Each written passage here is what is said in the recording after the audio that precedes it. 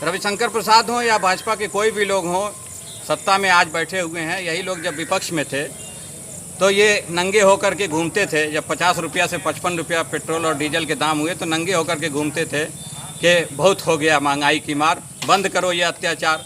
आज जब 75 रुपया से ऊपर चला गया है तो आज ये कहते हैं कि हमारे बस का नहीं है। बस का नहीं है तो हटें, अपने पद से इस्तीफा दें, दूसरों को मौका दें। क्यों ढो रहे हैं सरकार में?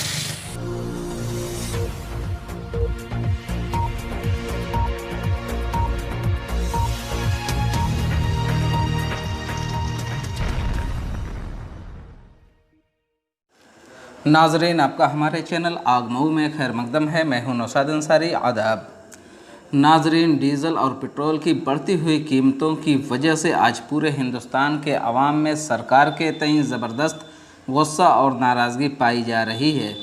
इसी अवाम के गुस्से और नाराज़गी को मद्देनज़र रखते हुए आम आदमी पार्टी के ज़िला सदर शाह आलम उल्फत की क़यादत में आज पार्टी कारकुनान ज़िला हेडक्वार्टर पहुँचकर डीज़ल और पेट्रोल की शरह में हो रहे मुसलसल इजाफे की मुखालफत में रियासती गवर्नर के नाम खिताबी एक मेमोरेंडम CRO के तवस्सुस से DM मऊ को पेश किया।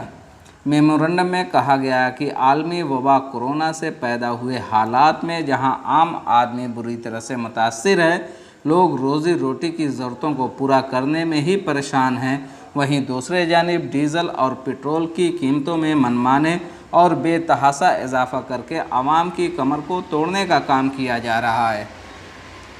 मरकज़ी व रियासती हुकूमतों के ज़रिए कोई भी फैसलाकुन पहल न करना, बेलगाम महंगाई को फ़रोग़ देना सीधे तौर पर आवाम के मफाद पर हमला है। आम आदमी पार्टी सरकार के इस इक़दाम की ज़बरदस्त मज़म्मत करती है और ये मुतालबा करती है कि मरकज़ी व रियासती हुकूमतों के ज़रिए डीज़ल और पेट्रोल पर लगाए जाने वाले टैक्स को फ़ौरी वापस ले ताकि डीज़ल और पेट्रोल की शरह में कमी की जा सके। आइए नाज़रीन, हम आपको पूरी तफसीलात दिखाते हैं और सुनाते हैं आम आदमी पार्टी के ज़िला सदर शाह आलम उल्फत क्या कहते हैं। शाह आलम, जिला अध्यक्ष मऊ, आम आदमी पार्टी। जी, आज किस तरीके का मेमोरेंडम देने आए हैं?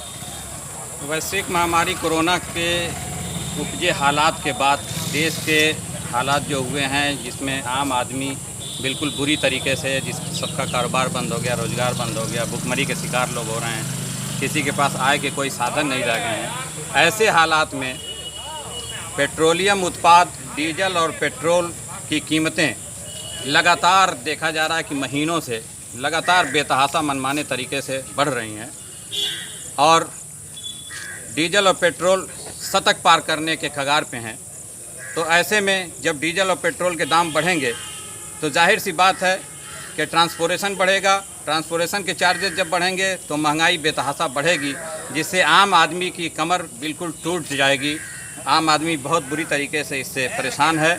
इसलिए आम आदमी पार्टी ऐसे मौके पर केंद्र सरकार के मनमानी रवैये का घोर विरोध करती है और ये मांग करती है कि तत्काल पेट्रोलियम उत्पादों की कीमतों को रोका जाए और जो कीमतें बढ़ी हैं, टैक्स 3% से बढ़ा करके 33% कर दिया गया है राज्य सरकार और केंद्र सरकार का, उन टैक्सों में कमी की जाए, पेट्रोलियम उत्पादों की कीमतें घटाई जाएं और पेट्रोलियम उत्पादों को GST के दायरे में लाया जाए।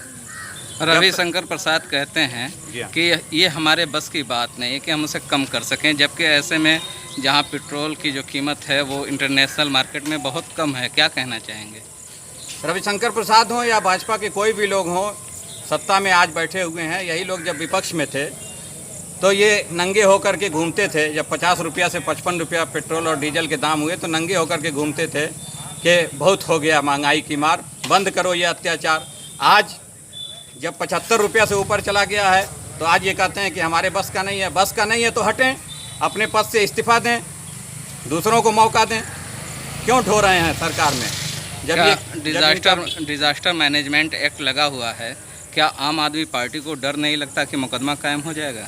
नहीं, देखिए, आम आदमी की जो ज़रूरत की बात है, जो आवाज़ है, जो मुद्दे हैं, उसको आम आदमी पार्टी उठाने में कोई गुरेज नहीं रखती। इसके लिए कोई उसे भय और डर नहीं है।